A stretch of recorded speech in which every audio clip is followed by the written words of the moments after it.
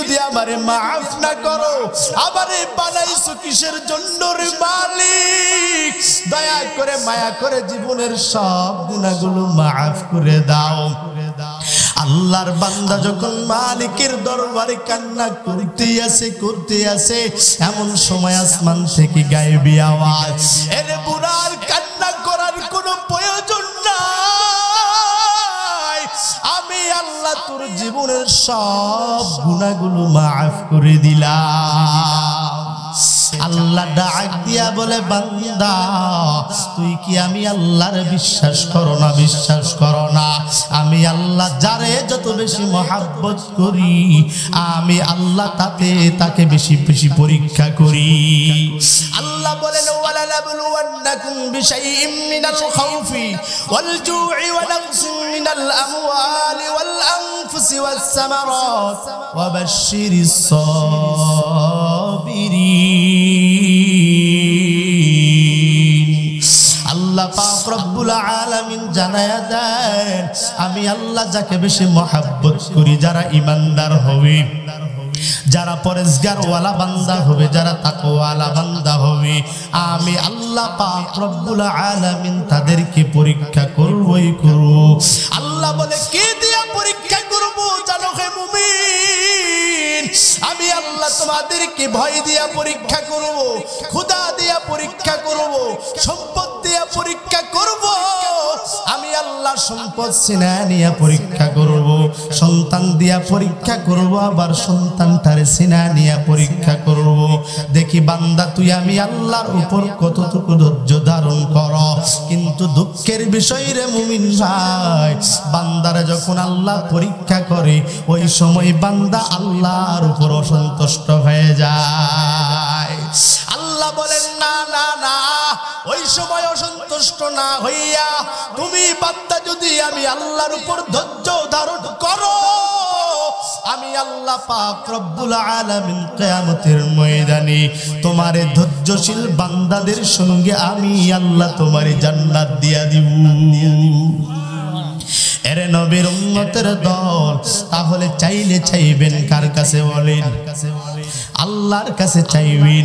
নামাজ পড়ে পড়ে পড়ে আল্লাহর দরবারে কান্না করেন, ও দয়ার মালিক, আমার মতো গুনাহগার, আমার মতো নাফরমান, আমার মতো বেঈমান, আমার মতো বেহায়া বেলাজা বান্দা তোমার দুনিয়াতে আর কেউ নাই। ও আল্লাহ, আমার ডানে গুনাহ পাবে গুনাহ, ওই সামনে গুনাহ পিছনে গুনাহ, শুধুমাত্র গুনাহ আর গুনাহ।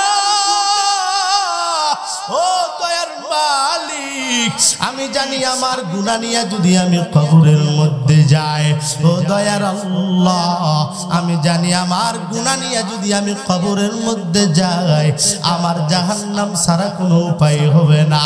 এরে নবীর উম্মতের দল, আল্লাহর দরবারে বেশি বেশি কান্না করো, বেশি বেশি কান্না করো, বেশি বেশি তওবা করো, ইস্তিগফার করো। আল্লাহর নবী ডাক দিয়া কয়, ইস্তিগফারের বড় দাম, কান্নাওয়ালা চক্ষুর বড় দাম। কান্নাওয়ালা চক্ষু দুনিয়াতে যত কান্না করবা হে মুমিন, আল্লাহ পাক রব্বুল আলামিন আখিরাতে তোমারে তত শান্তিতে রাখবি। এই জন্য আল্লাহর কাছে বেশি বেশি চাওয়ার দরকার আছে না নাই? এরে মুমিন ভাই, জীবনে কতটুকু গুনাহ করেছো? হযরত আশরাফ আলী থানভী রাহমাতুল্লাহি আলাইহি তার কিতাবের মধ্যে সুন্দর একটা ছোট্ট একটা ঘটনা আনছেন। ডাক দিয়া বলে, রে দুনিয়ার মানুষ, তোমরা কতটুকু গুনাহ করছো? তোমার গুনাহ কতটুকু এমন পরিমাণ নাকি এক আল্লাহর বান্দা সারা জীবন চুরি করার পর, সারা জীবন গুনাহ করার পর, সারা জীবন ডাকাতি করার পর, আল্লাহর বান্দার যখন বয়স হয়ে গেছে, যখন বৃদ্ধ হয়ে গেছি, আল্লাহর বান্দা বালিশের সঙ্গে মাথা লাগায়া চিন্তার মধ্যে পড়ে গেছে, আমার যত গুনাহ, আমি আমার গুনার কারণে তো জাহান্নামে যাব এটা নিশ্চিত, কিন্তু আমি আমার মালিকের দরবারে আমার তওবা করার দরকার, কারণ আমার আগের মতো আর শক্তি নাই, আমার আগের মতো শরীরের মধ্যে আর জোর নাই। আল্লাহর বান্দা মনে মনে নিয়ত করতেছে আর চক্ষু বেয়ে বেয়ে টপ টপ করে পানি পড়ে।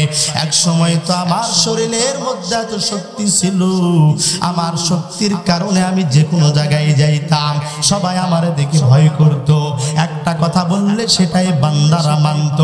কিন্তু তাকায় দেখো আজকে আমার শরীরের মধ্যে শক্তি নাই, আজকে আমার স্ত্রী আমারে দেখে ভয় করে না, আমার সন্তান আমারে দেখে ভয় করে না, আমার পাড়া প্রতিবেশী আমারে দেখে আর কেউ ভয় করে না। আমি যদি গুনাহ নিয়া যদি কবরে যাই, কবরের দুই পাশে এত মাটি এত জোরে চাপ মারুই, আমার পাজরের হাড়গুলো চুরমার হয়ে যাবে। দরকার তো আমি আমার মালিকের দরবারে তওবা করার, কিন্তু কেমনে তওবা করব আমি তো জানি না, আমি তো বুঝি না। এমন সময় মুয়াজ্জিন সাহেব মাইকের মধ্যে আজান দিয়া দিয়েছেন, আসসালাতু খায়রুম মিনান নাউম। আল্লাহর বান্দা যখন শুনছে, এক লাফ দিয়া খাট থেকে বসিয়া একটা দৌড় মারছে মসজিদে। মুয়াজ্জিন সাহেব দেখিয়া ভয়ে ডাক দিয়া বলে, রে ডাকাত, সারাটা জীবন তোমারে আমি কোনোদিন মসজিদে আসতে দেখলাম না, কিন্তু আজকে হঠাৎ কেন তুমি মসজিদের বারান্দায় হাজির? ডাক দিয়া বলে, রে মুয়াজ্জিন, তাকায়া দেখো, আজকে আমার শরীরের মধ্যে কোনো শক্তি নাই, আজকে আমার এই চামড়া ঢিলা হয়ে গেছে, চামড়া আগের মতো আর টাইট নাই। এর মুয়াজ্জিন, তুমি জানো আমারে দেখে আমার পাড়া প্রতিবেশী ভয় করত, কিন্তু এখন কেউ আর ভয় করে না। এর মুয়াজ্জিন, আমার ছেলে মেয়ে আমারে ভয় করত, কিন্তু আজকে কেউ আমারে ভয় করে না।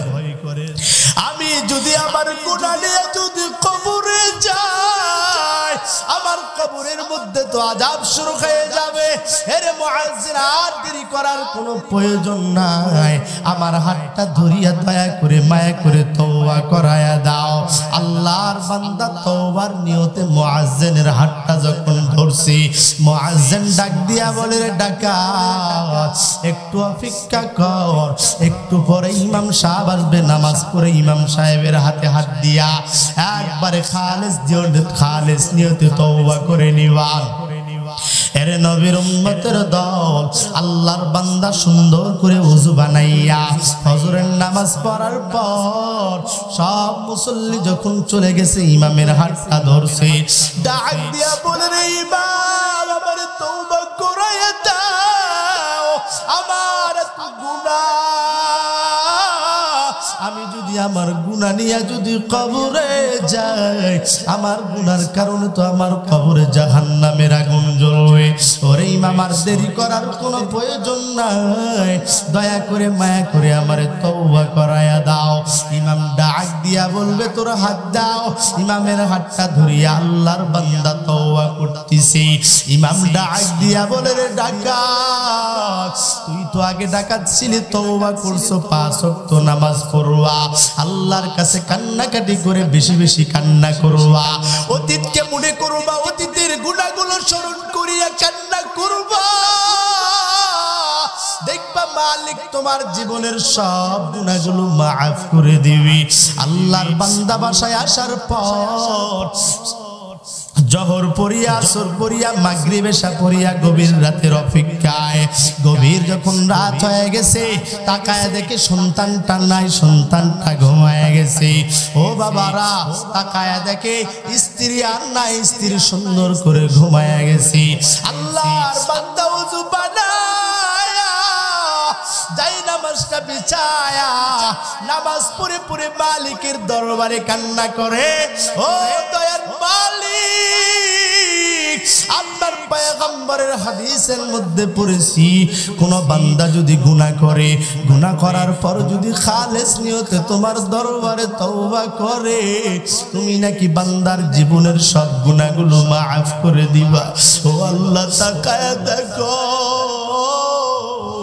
আমার মতো গুনাহগার কেউ নাই, আমি তোমার দরবারে হাত দুইটা তুলে দিলাম। ও দয়ার মালিক, দয়া করে মায়া করে জীবনের সব গুনাহগুলো মাফ করে দাও। আল্লাহর বান্দা কান্না করতে আছে এমন সময় আসমান থেকে গায়েবী আওয়াজ, এরে বান্দা কান্না করিয়া কোনো লাভ নাই, আল্লাহ তোমার নাম জাহান্নামের খাতায় লিখিয়া দিছি। স্ত্রী ঘুম থেকে একটা লাফ দিয়া ডাক দিয়া বলে, ও স্বামী আমার, এই মাত্র আমার কানের মধ্যে আওয়াজ, তোমার নাম নাকি আল্লাহ জাহান্নামের খাতায় লিখিয়া দিছি, তোমার গুনাহ তো আল্লাহ মাফ করবেন না। আর কান্না করে কোনো লাভ নাই। ডাক দিয়া বলে, স্ত্রী আমার ভালো করে শুনিয়া নাও, যে আল্লাহর দরবারে আমি কান্না করতেছি ওই আল্লাহ ব্যতীত আর কোনো আল্লাহ আসেনি। ডাক দিয়া বলে, না না। ডাক দিয়া বলে, ওই মালিক ব্যতীত আর কোনো মালিক আসেনি। ডাক দিয়া বলে, না না, দুনিয়াতে আর কোনো মালিক নাই। আল্লাহর বান্দা স্ত্রীকে ডাক দিয়া বলে, ও স্ত্রী আমার শুনো, আমার কাজ হলো আমি মালিকের দরবারে কান্না করিয়াই যাব, আর আমার মালিকের কাজ হলো মালিক আমারে ক্ষমা করবে। আল্লাহর বান্দা নতুন করে আবার ওযু বানাইয়া আবার যাই নামাজের মধ্যে দাঁড়াইয়া নামাজ পড়িয়া মালিকের দরবারে কান্না করে। ডাক দিয়া বলে, রে মালিক, তুমি মালিক ব্যতীত আমার আর কেউ মালিক নাই, তুমি আল্লাহ ব্যতীত আমার কোনো আল্লাহ নাই। ও আল্লাহ, তোমার তো আল্লাহ আল্লাহ ডাকনাওয়ালা বান্দার কোনো অভাব নাই, কিন্তু তুমি মালিক ব্যতীত আমার কোনো মালিক নাই। দয়া করে মায়া করে জীবনের সব গুনাহগুলো মাফ করে দাও। ও আল্লাহ, আমি জানি আমার গুনার কারণে আমার হাত না পাক। ও আল্লাহ, আমি জানি আমার গুনার কারণে আমার জবান বড় না পাক। ও আল্লাহ, আমি জানি আমি বড় অপরাধী, কিন্তু তুমি যদি আমারে মাফ না করো, আমারে বানাইছো কিসের জন্য রে মালিক? দয়া করে মায়া করে জীবনের সব গুনাহগুলো মাফ করে দাও। আল্লাহর বান্দা যখন মালিকের দরবারে কান্না করতে আসে এমন সময় আসমান থেকে গায়েবী আওয়াজ, এরে বুড়ার কান্না করার কোনো প্রয়োজন নাই, আমি আল্লাহ তোর জীবনের সব গুনাহগুলো মাফ করে দিলাম। এরে নবীর উম্মতের দল, এই জন্য মালিকের দরবারে কান্না করার দরকার আছে না নাই? আরো জোরে বলতে হবে, দরকার আছে না নাই? ও বাবারা, মনে করো আজকে আমার বয়স হয় নাই, আমার মনে হয় মরণ হবে না, এমন চিন্তা তো কখনোই করা যাবে না। সর্বহালতে মালিকের কাছে তওবা করতে হবে। মায়ার নবী ডাক দিয়া কয়, তওবাওয়ালার জিন্দেগির বড় দাম, কান্নাওয়ালা চক্ষুর বড় দাম। আদু বলা হও, ইখলাস ওয়ালা হও। এর নবীর উম্মতের দল, নিজের গুনাহ নিজের বারবার স্মরণ করো। আঙ্গুলটা মানুষের দিকে না তুলিয়া নিজের আঙ্গুল নিজের দিকে তুলিয়া ডাক দিয়া বলো, রে মালিক, আজকে আমি টুপি পরছি, আমার সুন্নতি দাঁড়িয়ে আছে, আমার সুন্নতি লেবাস আছে, কিন্তু মালিক আমার ভিতর কি আছে তুমি তো জানো রে আল্লাহ। ও আল্লাহ, দয়া করে মায়া করে আমার নামাজগুলোরে আপনি কবুল করে নেন। ও আল্লাহ, আমার রমজানের রোজাগুলোকে আপনি কবুল করে নেন। আল্লাহ, আমার দানগুলোকে আপনি কবুল করে নেন। বারবার নিজের কথা স্মরণ করিয়া মালিকের দরবারে বেশি বেশি কান্না করো, মালিকের দরবারে বেশি বেশি কান্না করো। আল্লাহ ডাক দিয়া কয়, ইখলাসওয়ালা নিয়তে বান্দা তুই যদি তওবা করো, আমি আল্লাহর দরবারে তওবা করতে দেরি হয়, আমি আল্লাহ বান্দার তওবা কবুল করতে বেশি দেরি করি না। এর নবীর উম্মতের দল, এই সমাজের মধ্যে একটা ভ্রান্ত ধারণা আছে, সন্তান আল্লাহর কাছে না চাইয়া সন্তান মাজারে যেয়ে চায়, এমন মুসলমান আছেন নাই? আরো জোরে বলতে বলতে হবে আছে না নাই? এরে নবীর উম্মতের দল, বাবার দরবারে মানুষগুলো মান্নত করে, খাজার দরবারে মান্নত করে। আমার সোনার বাংলার জমিনে বাবার কোনো অভাব নাই। যত বাবা দেখবা সব বাবা মনে হয় বাংলাদেশে। কথা বলেন ঠিক কিনা? আমার সোনার বাংলায় খাজা বাবা, দয়াল বাবা আছে না নাই? এমন কি তালা বাবারও কোনো অভাব নাই। আবার নতুন বাবার আবির্ভাব, ন্যাংটা বাবা আছে না নাই? জোরে একটু বলতে হবে আছে না নাই? এরে নবীর উম্মতের দল, যদিও মানতাম এত বাবা থাকার কারণে মানুষের ঈমান বাড়ে, কিন্তু দুঃখের বিষয় হলো দিন দিন যত মাজার বাড়তিছি, দিন দিন যত খানকা শরীফ বাড়তিছি, মানুষের ঈমান আরো বেশি ধ্বংস হয়ে যাইতেছি। ওই আল্লাহরে ভয় করো হেরে মুমিন, ভয় করো, দিলের মধ্যে তাকওয়া অর্জন করে নাও। আল্লাহ পাক রব্বুল আলামিন ডাক দিয়া বলেন, ইয়া আইয়ুহাল্লাযীনা আমানু কুতিবা আলাইকুমুস সিয়ামু কামা কুতিবা আলাল্লাযীনা মিন ক্বাবলিকুম লাআল্লাকুম তাত্তাকুন। আল্লাহ পাক রব্বুল আলামিন ডাক দিয়া বলেন, ইয়া আইয়ুহাল্লাযীনা আমানু, হে ঈমানদারগণ। অনেক জায়গায় আল্লাহ পাক রব্বুল আলামিন ঈমানদার বলে স্মরণ করছেন, কিন্তু মুফাসসিরিনে কেরাম এই জায়গায় আনছেন আল্লাহ পাক রব্বুল আলামিন ঈমানদারদেরকে বন্ধু হিসেবে স্মরণ করেছেন। আল্লাহ পাক রব্বুল আলামিন ডাক দিয়া বলেন, যারা ঈমানদার তারা হলো আমি আল্লাহর বন্ধু। আল্লাহ বলেন যারা ঈমানদার তারা হবে মুমিন। আমি আল্লাহর সিফাতি নামের মধ্যে আমার একটা নাম হবে মুমিন। যারা ঈমানদার দুনিয়াতে তারাও হলো মুমিন। বান্দার নামের সঙ্গে আল্লাহর নামের মিল। আল্লাহ পাক রব্বুল আলামিন ডাক দিয়া কয়, দুনিয়াতে মানুষের নামের সঙ্গে নামের মিল হইলে বন্ধু হয়, মিতা হয়, দোস্ত হয়। কথা বলেন ঠিক কিনা? আল্লাহ বলেন তেমনি ভাবে যেহেতু বান্দার আমি আল্লাহর নামের বড় মিল, আমি আল্লাহ বান্দার বন্ধু, বান্দা আমি আল্লাহর বন্ধু হয়ে গেছি।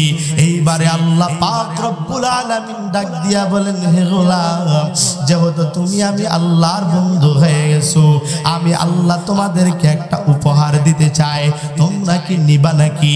বান্দা ডাক দিয়া বলে, রে মালিক, তুমি আমাদেরকে কি দিবা? আল্লাহ পাক রব্বুল আলামিন ডাক দিয়া বলেন, চিন্তার কোনো কারণ নাই, টেনশনের কোনো কারণ নাই। এরে মুমিন আল্লাহর গোলাম, আমি আল্লাহ পাক রব্বুল আলামিন তোমাদের মা বাবা এবং পূর্বপুরুষদের উপরে ফরজ করে দিয়েছিলাম। আমি আল্লাহ পাক রব্বুল আলামিন তোমাদেরকে দিব রমজানের রোজা। জোরে বলেন সুবহানাল্লাহ। এবারে আল্লাহর বন্ধুরা ডাক দিয়া বলে, রে মালিক, রমজানের রোজা আমাদের উপর ফরজ করে দিবা, পুরস্কার স্বরূপ কি দিবা? আল্লাহ পাক রব্বুল আলামিন ডাক দিয়া বলেন, কুতিবা আলাইকুমুস সিয়ামু কামা কুতিবা আলাল্লাযীনা মিন ক্বাবলিকুম লাআল্লাকুম তাত্তাকুন। আল্লাহ পাক রব্বুল আলামিন ডাক দিয়া বলেন, আমি আল্লাহ পাক রব্বুল আলামিন তোমাদেরকে তাকওয়া দান করব। তাকওয়া মানে আল্লাহর ভয়। আল্লাহরে যারা ভয় করবে তারা হবে মুত্তাকিন। আল্লাহর নবী ডাক দিয়া কয়, মুত্তাকিনদের জন্য 7টা পুরস্কার আল্লাহ পাক রব্বুল আলামিন রেডি করে দিয়েছেন। কয়টা বলেন? 7টা পুরস্কার। হে মুমিন, যারা দুনিয়াতে মুত্তাকি হবে আল্লাহ পাক রব্বুল আলামিন 7টা পুরস্কার তাদেরকে দিবেন। আল্লাহর নবী ডাক দিয়া কয়, 5টা পুরস্কার আল্লাহ পাক রব্বুল আলামিন এই দুনিয়াতেই দিয়া দিবেন, আর 2টা পুরস্কার আল্লাহ পাক রব্বুল আলামিন কিয়ামতের ময়দানে বান্দাকে দিয়া দিবেন। কিয়ামতের ময়দানের দুইটা পুরস্কারের মধ্যে এক নাম্বার পুরস্কার হবে যারা হবে রোজাদার, যারা হবে মুত্তাকিন, আল্লাহ পাক রব্বুল আলামিন তাদেরকে বিনা হিসাবে জান্নাত দান করবেন। আল্লাহর নবী ডাক দিয়া কয় শুধুমাত্র বিনা হিসাবে আল্লাহ জান্নাত দিয়াই শেষ করবেন না। আল্লাহ পাক রব্বুল আলামিন ডাক দিয়া কয় এই দুনিয়াতে বান্দা যে ইবাদত করে বান্দার একটা আশা আসেনি, আমি আমার মালিকরে দেখতে চাই, আমি আমার আল্লাহরে দেখতে চাই। আল্লাহ ডাক দিয়া কয় যারা মুত্তাকি হবে, যারা রোজাদার হবে, জান্নাতে যাওয়ার পর আমি আল্লাহ সরাসরি বান্দার সঙ্গে সাক্ষাৎ করব।